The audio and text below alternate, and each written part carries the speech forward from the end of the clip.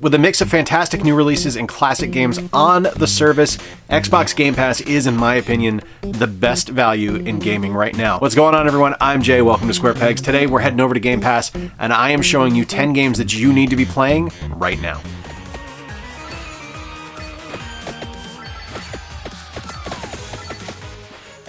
So I talked about this a couple of days ago when I did my COVID video, but Vampire Survivors to me is one of the best games of the year because it is such a simple concept that executes almost effortlessly, but it does so with such deep attention to detail that I didn't expect. So when I first booted this game up, it's very, very simple. You just move around, you have an attack that happens, and you have wave after wave of enemies that are coming at you, and you have to survive as long as you possibly can. And where the game gets really complex is when it introduces its meta, because you have different power-ups you're able to collect, and those power-ups will pair with other power-ups to become even more powerful to create different synergies, and then you have different unlockables and different bonuses that you're able to purchase and things like that. There's a ton of different levels and relics that you're able to find, so the depth of Vampire Survivors is massive. Like, it is so much deeper than I anticipated, and it's something that I've just absolutely fallen in love with, and I think everyone needs to give this one a shot because of how deep and how wonderful a game it is. But maybe you're not into games like this. Maybe you want something that's a little bit more involved. Like maybe you're looking for something that was exclusive to the PlayStation 5.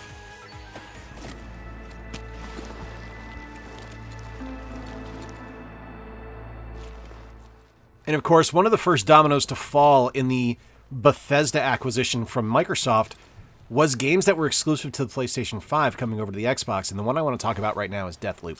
Now, I own this on the PS5, but it's something that I have never booted up on the console, and it's not really a thing that is because of the PS5, it's just because the Xbox is the one I gravitate towards. You play as Colt, you're an assassin that's stuck in a time loop, and your job is to take out different targets, 8 different targets throughout the game, to break the loop. And the game is so interesting and intriguing and deeply immersive. Like, as you play, Colt is starting to recall different things as he's playing, and he's starting to remember things, and you're going to be notified when something changes from a previous run-through. Like, there's a point in the game where Colt actually apologizes for a situation, and the person he's talking to, Juliana, comments that he's never done that before, so the loop is starting to break. The gameplay is really straightforward. It's a fantastic first-person shooter. You're able to pick up different melee items as well, and you have a hack-a-majig, which is just like the greatest item name ever, that you're going to use to hack different objects throughout the game. I love games like this that take place in kind of an alternate future, or in this case, an alternate past of the 1960s. And it's one of the most interesting and intriguing games that I've played in a long time. I don't typically get into first-person shooters, so I didn't expect for this one to land nearly as much as it has for me. But the style and the design of the game and what goes into it have really made me a fan of it. Deathloop is absolutely fantastic. But there's so many different games on the Game Pass service that while we have something brand new here with Deathloop, I want to take it back to the original Xbox and play a classic, one of my all-time faves.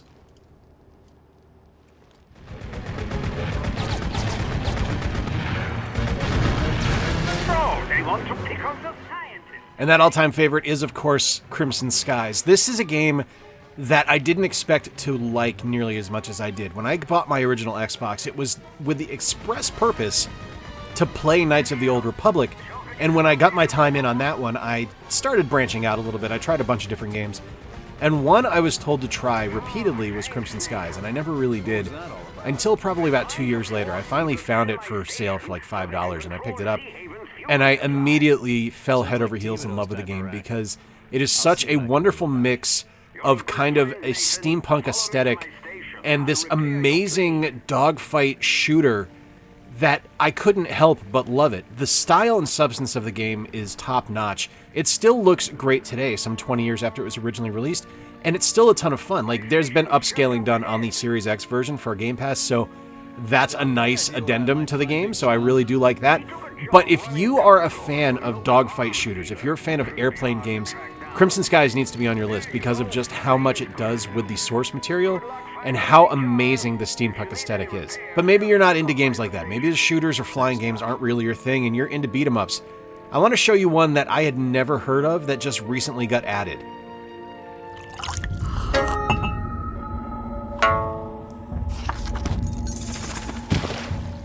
And that new beat-em-up is called, and I apologize if I butcher the pronunciation here, The Legend of Tian. This is such a fun game and such a neat presentation style. So first off, it's presented like it's a comic book. So there's panel breakdowns and things like that as you're going through to present the story. But when you get into game, it is just a really straightforward, solid beat 'em up. The gameplay is solid. The design is good. The voice acting is spectacular and abundant. There is a ton of voice acting in this game. And there's all kinds of neat traversal and attack mechanics in this game. Like, you're able to use your belt as you knock someone up in the air to grab their weapon from them to equip that weapon on your person.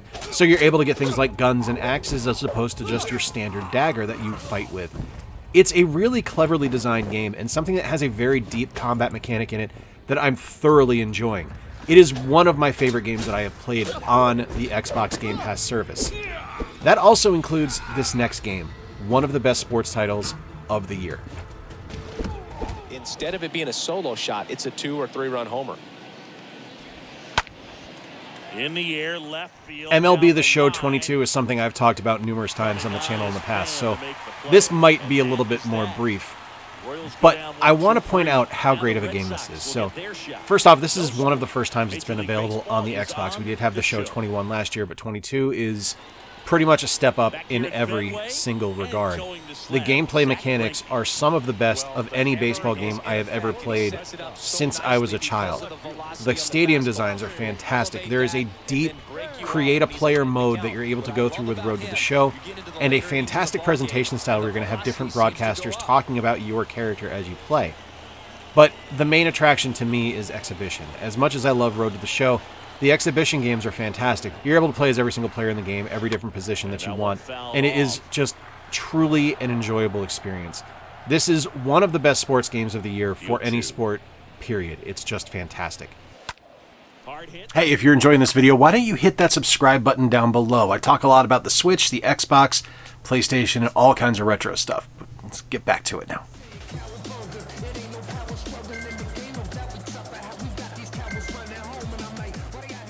Moving on now to one of my favorite releases of the year, and that is TMNT Shredder's Revenge. This was, without question, my most anticipated game of the year.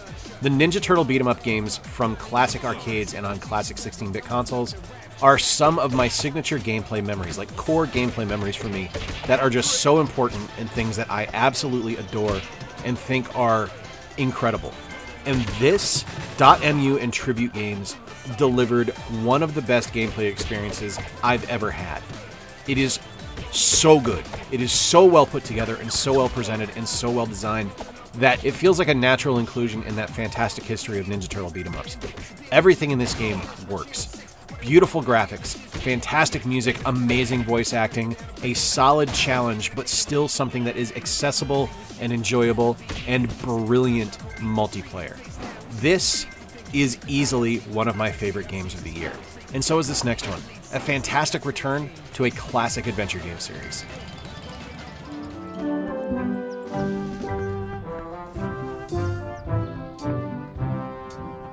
When it was announced that Return to Monkey Island was releasing this year, on April 1st, I was fully committed to the fact that this was not real. There was no way this was going to happen. We were not going to be getting a brand new Monkey Island game. It just would not occur. But when the dust settled and we found out that not only were we getting a brand new Monkey Island game, but it was the first Monkey Island game from Ron Gilbert since Monkey Island 2 LeChuck's Revenge in 1991, and it was going to be published by Devolver Digital, and it was going to be a return to form with incredible graphics and the fantastic voice acting, including Dominic Armato as Guybrush Threepwood. I was 100% in, and everything about this game works. I am not going to spoil much of the plot just because I think if you are a fan at all of the Monkey Island series, you need to enjoy this for yourself and experience it all yourself, because I think it's that important. This is just such an amazing thing to get in 2022 that I can't really express enough how spoiled we are to have this happen. It was such a treat to get Return to Monkey Island that I can't express how much I enjoyed it. And it was a surprise to even receive it in the first place. Kind of like this next game. The most Zelda game I have played since A Link Between Worlds. For a couple of hungry kids.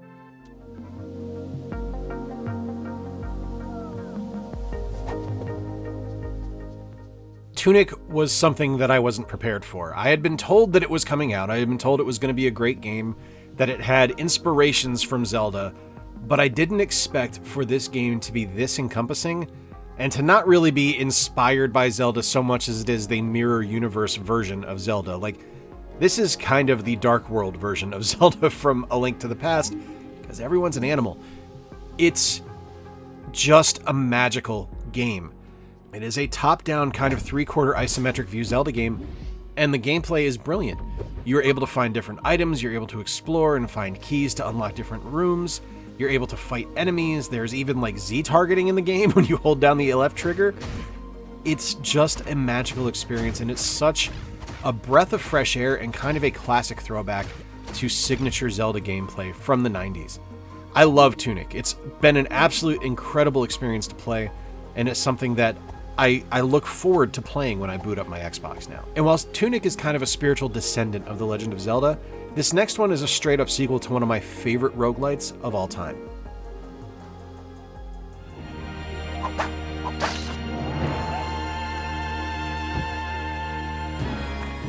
I don't typically like being frustrated when I play a video game. Like, I'm not into the Souls games. They don't work for me. I don't like being angry when I play. I want to calm down and relax and enjoy my gameplay experience, which doesn't explain why I love Spelunky so much. It is one of the most frustrating video games I've ever played. It is unbelievably difficult. I've never beaten it. I will never beat it. And that's usually sign enough for me to not go after a sequel, but Spelunky II called to me like a siren song, and I immediately downloaded it, I immediately booted it up, and I was immediately awful at it, because it's the sequel to Spelunky. Of course it's just as difficult, if not more so. But it is such a wonderful gameplay experience that I don't get mad playing it. It's one of those ones where it's like, just one more run, just one more run, just one more run. I want to keep playing it. I want to keep going back into the caves, and I want to keep fighting my way through to try to beat the game. It's an absolutely brilliant experience. It is a simple and easy to pick up and play game with an unbelievably steep learning curve to master. And I don't know that anyone ever has, because it's that hard. The last game on this list is a game that I think went under a lot of people's radars this year, and it is a big ticket AAA title featuring classic Marvel comic book characters.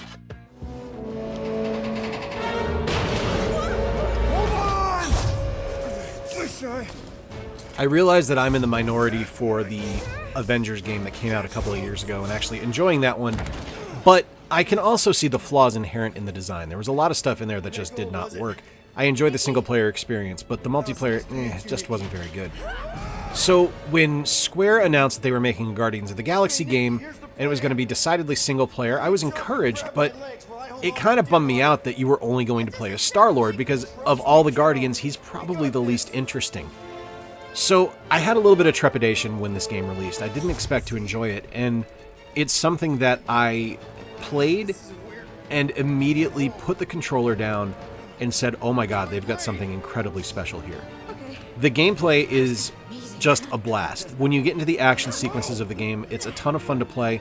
It's very easy to pick up and play, but where the game really flexes its muscles is with the dialogue and the voice acting. And one of the most impressive things about the game is the fact that there are branching dialogue trees as you play, because there's different decisions you can make and different characters you can influence, and it's just brilliantly done. So playing as Star-Lord, you're cocky, you're kind of arrogant, but there's an innocence and kind of a sincerity to the character as well, which doesn't typically come across with portrayals like Chris Pratt does in the Guardians movies. But what happens in this game is you actually get kind of the nuance and the depth to the Star-Lord character, and I love it. I am absolutely head over heels in love with this game. It is just such a beautiful to look at game, and an absolutely fantastic to play game as well, if you can remember how to do QuickTime events, because I frequently forget that they're in there and then I screw them up repeatedly, but eventually it clicks. Guardians of the Galaxy is not only one of the best games on Game Pass, it's one of my favorite games of 2022. There you have it, my friends. 10 amazing Xbox Game Pass games that you should be checking out right now. These are some of my absolute favorite games and something I play regularly. The Series X has quickly become one of my favorite consoles. It's not number one, that's definitely the Switch, but I play it significantly more than I ever do my PlayStation 5. I just think it's a fantastic console, great controller, with a wonderful, wonderful assortment of games offered on Game Pass. Let me know in the comments your favorite Game Pass game down below. Hit subscribe if you're new around here. I'm doing a couple of videos a week, and I'll talk to you guys soon.